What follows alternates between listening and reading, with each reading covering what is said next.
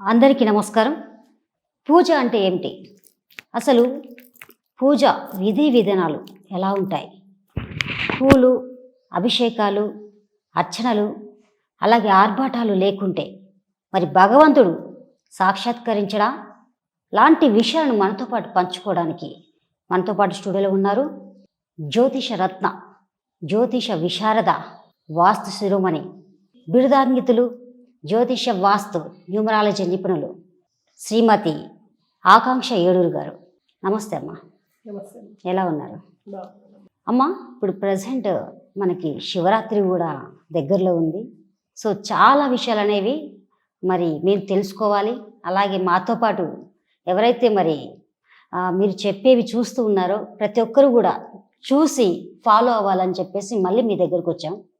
మరి ఈ శివరాత్రి సందర్భంగా చాలా పూజలు ఉంటాయి, విధి విధానాలు, ఎలా మార్పులు చేర్పులు అనేవి చాలా ఉంటాయి. అసలు పూజ అంటే ఏంటి? ఈ పద్ధతిలో, శివరాత్రి పద్ధతిలో మరి యొక్క పూజ యొక్క విధి విధానాలు ఎలా ఉంటాయి? తప్పకుండా అమ్మా. అయితే శివరాత్రి అనే కాదు, ఏ పూజకైనా, మనం ఇంట్లో చేసుకునే పూజ అయినా, ప్రత్యేకంగా పండగలకి చేసుకునే పూజ అయినా, ఏదైనా సరే అసలు పూజ అంటే ఏంటి అంటే, మనం ఎవరైనా మన ఇంటికి ఒక గెస్ట్ని పిలిచినప్పుడు ఏం చేస్తాము? రండి, కూర్చోండి, మజ్జిగ తాగుతారా, మంచినీళ్ళు తాగుతారా, ఇలా ఒక హాస్పిటాలిటీ చూపిస్తాం వాళ్ళకి. అలాగే అలాంటిది భగవంతుడిని మనం పిలుస్తున్నప్పుడు మన ఇంటికి పూజ చేసి, సో రండి కూర్చోండి అని, కాళ్ళు కడుక్కోవడానికి నీళ్ళలో కొంచెం విశేషమైన శక్తి కాబట్టి మనం పూలు ఇవ్వడమా, లేదా కొంచెం మన ఇంట్లో ఏదైనా వండింది పెట్టడమా, ఇలాంటి కొన్ని హాస్పిటాలిటీ థింగ్స్ అనమాట. ఇవన్నీ అవన్నీ మనం చేస్తాం భగవంతుడికి. ఇదే పూజ, ఇదేం ప్రత్యేకమైనది ఏం కాదు. ఎవరైనా ఒక వ్యక్తి వస్తే ఎలా చేస్తామో, ఒక శక్తి వచ్చినా అలాగే చేస్తాం. సో దాన్నే మనం పూజ అంటాం అనమాట.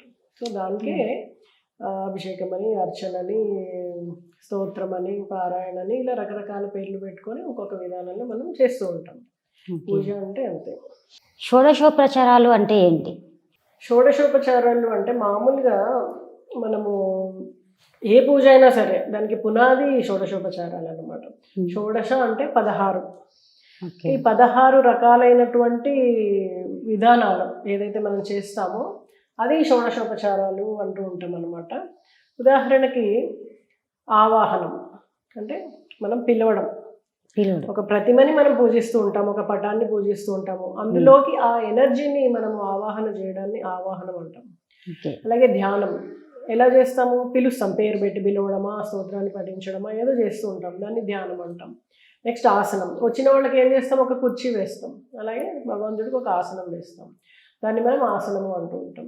అలాగే వచ్చిన వాళ్ళకి, ఇంటికి వచ్చిన వాళ్ళకి పురకాల నుంచి ఉన్న పద్ధతే కాళ్ళు కడుక్కోవడానికి చెంబులో నీళ్ళు ఇస్తూ ఉంటాం. అలాగే భగవంతుడికి మనం కాళ్ళు కడగడానికి పాద్యాన్ని సమర్పిస్తూ ఉంటాం.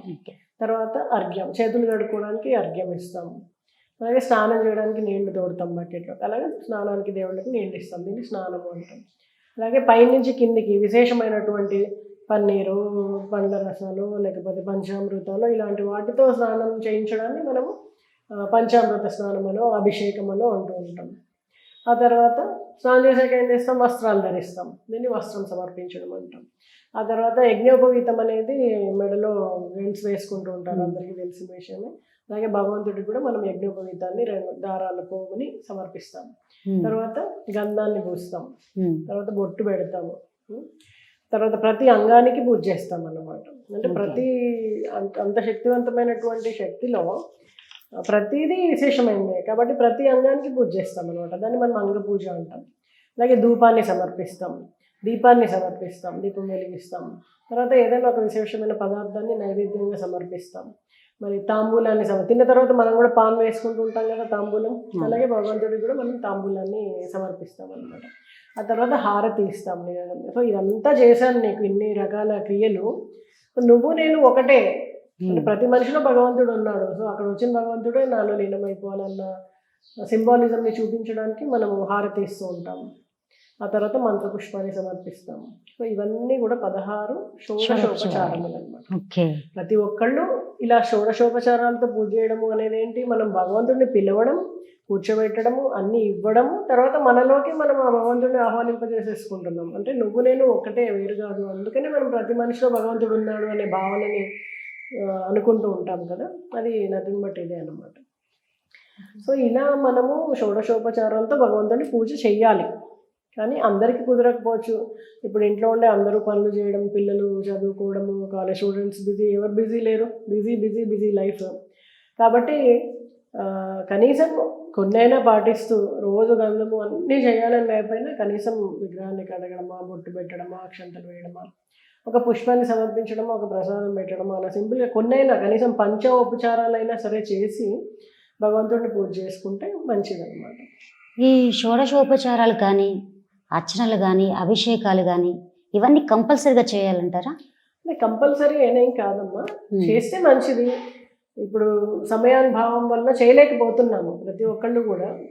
జస్ట్ చాలామంది ఏం చేస్తారు, ఎన్ని రకాల పూలు ఈ మధ్య చూస్తున్నాం కదా, ఎంత పెద్ద విగ్రహం పెడుతున్నాము, ఎన్ని లక్ష పుష్పార్చనలు, కోటి పుష్పార్చనలు, లేకపోతే అలంకరణ ఎలా ఉంది, ఎంత దీపాలు వెలిగించాము, ఎంత పెద్ద దీపాలు వెలిగించాము, అవి వెండిగా ఇత్తడిగా, ఇలాంటి వాటికి ఇంపార్టెన్స్ ఇస్తున్నారు. కానీ ఏంటి లక్ష అరటిపళ్ళు ఎక్కిస్తున్నాము, లేకపోతే లక్ష దీపాలు పెడుతున్నాము, ఎంతసేపు నెంబర్ పెద్దది, అలంకరణ పెద్దది, అంతేగాని అక్కడ భక్తి భావన పెద్దగా ఉంటుందా అనేది మనకి అర్థం కావట్లేదు. పూజ అనేది మనము భగవంతుడితో చేసుకునేది, భగవంతుడిని మనలోకి ఆహ్వానింపజేసుకునేది పూజ అంటే. అతన్ని నడుచుకుంటున్నాం మనం. అలాంటిది ఇప్పుడు ఇంతమంది జనాల మధ్యలో రణగొండ ధ్వనుల్లో, ఇంత మైక్స్, లైట్స్, వీటన్నిటిలో అంత పెద్ద పెద్ద ఐటమ్స్, పెద్ద పెద్ద డెకరేషన్స్లో నిజంగా చేసేటువంటి పూజలో భక్తి ఉంటుందా? ఎంతవరకు ఉంటుంది? ఎంతసేపు ఈవెన్ మన పెళ్ళిళ్ళల్లో కూడా చూస్తాం, తాళి కడుతూ కూడా ఫోటోగ్రాఫర్ని చూస్తూ ఉంటారు, ఇక్కడ పూజ చేస్తూ కూడా దేవుణ్ణి ఫోటో వైపే చూస్తూ ఉంటారు. అంటే మనం వేస్తున్నామా లేదా, దీపం పెడుతున్నామా లేదా, ఇలా ఫోటోకి పోజులు ఇవ్వడం అనేది జరుగుతుంది. నిజంగా అక్కడ భక్తి ఎలా ఉంది? లేదు కదా. మనస్ఫూర్తిగా మనము ఒక్కళ్ళే కూర్చొని చేసుకుంటే ఉన్న భక్తి భావము, ఆ తాదాత్మ్యము అనేది ఎప్పుడు కూడా గుంపులో ఉన్నప్పుడు జరగదు. అమ్మ, నాకు ఒక డౌట్ ఏంటంటే, ఇప్పుడు ఈ మధ్యకాలంలో మనం చెప్పినట్లుగానే ఎక్కువ ఏది ఫెస్టివల్ వచ్చినా కానీ ఎక్కువ ఆర్భటాలు అనేవి చేస్తూ ఉంటారు. ఇదంతా అవసరమా? దీనివల్ల ఏదైనా ఫలితం అనేది ఉంటుందా? ఇవన్నీ అంటే పుష్పాలు వేయడము, ఎక్కువ పుష్పాలు వేస్తున్నారు, అభిషేకాలు చేయడము, ఎక్కువ అభిషేకాలు చేస్తున్నారు. సో సామూహికంగా చేస్తున్నప్పుడు అందరూ కలిసి చేయాలనేసి తలా ఒక వంతు వేసి వాటిని ఎక్కువ చేసేయడము, ప్లస్ టికెట్ కట్టడం వల్ల వాళ్ళు పార్టిసిపేట్ చేయాలి. మరి ఇంతే అభిషేకం పెడితే అందరూ ఎలా పోస్తారు, ఇన్నే పూలు పెడితే అందరూ వేయలేరు. ఇలాంటివన్నీ ఉంటాయి కాబట్టి అందరు పార్టిసిపేషన్ కోసం అయితేనేమి ఒక ఎక్కువ అనేది అయిపోయింది ఇప్పుడు. యాక్చువల్గా అందరూ చూస్తూ ఒక్కసారి అభిషేకం చేస్తే చాలు, అందరూ వచ్చేసి చేయబెట్టేసి చేయక్కర్లేదు. ఎందుకంటే అందరూ అంత నీట్గా ఉంటామా? మనము ఎక్కడికో చెప్పులు వేసుకొని ప్రయాణం చేసి వస్తాము, మధ్యలో ఎన్నో కాలకృత్యాలు తీర్చుకుంటూ ఉంటాము. డైరెక్ట్గా వెళ్ళి విగ్రహానికి మనం చేసేటువంటి ఈ పూజాధికాలన్నీ చేయడానికి మనకు అర్హత ఉందా? ఇలాంటి ఎవరు పట్టించుకోవట్లేదు. అక్కడ చేసేయాలి, పార్టిసిపేట్ చేయాలి, ఫోటో తీయాలి, స్టేటస్లో పెట్టేసుకోవాలి, లేదా మేము అటెండ్ అయ్యామని తన వాళ్ళల్లో చెప్పుకోవాలి. ఇలాంటివే కనిపిస్తుంది. నిజంగా భక్తిభావం అనేది తగ్గిపోయింది. భక్తి ఎప్పుడు కూడా లోన్లీగా ఉన్నప్పుడు ఉన్నంత గుంపులో ఉండదు. సో ఆర్భాటాల విషయానికి వస్తే ఇప్పుడు అంతా డబ్బులు అందుబాటులో ఉంటున్నాయి, ఎవరికి వాళ్ళు విపరీతంగా సంపాదన ఉంది.